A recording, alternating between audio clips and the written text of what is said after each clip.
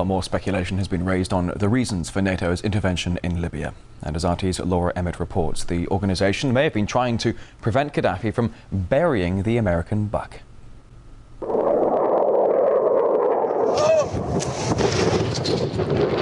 According to some, it's about protecting civilians. We must not tolerate this regime using military force against its own people. Others say it's about oil. The only reason they're interested with Libya is about the oil. You'd think we'd be in Iraq if the major export there was broccoli.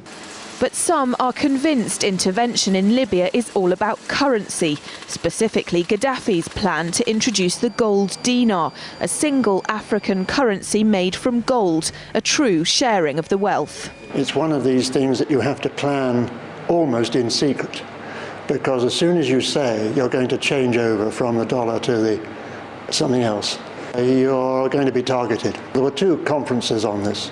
One in '96 and another one in the year 2000, called the World Mataba Conference, organised by Kadhafi. And everybody was interested, and I think most countries in Africa were keen.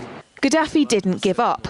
In the months leading up to the military intervention, he called on African and Muslim nations to join together to create this new currency that would rival the dollar and euro. They would sell oil and other resources around the world only for gold dinars. It's an idea that would shift the economic balance of the world. Countries' wealth would depend on how much gold they have, not how many dollars they trade. And Libya has 144 tons of gold. The UK has double that, but 10 times the population. If Kadhafi had an intent to try to reprice his oil or whatever else the country was selling in the global markets and accept something else as a currency, or maybe launch a gold dinar currency, any move such as that would certainly not be welcomed by the power elite today who are responsible for controlling the world's central banks.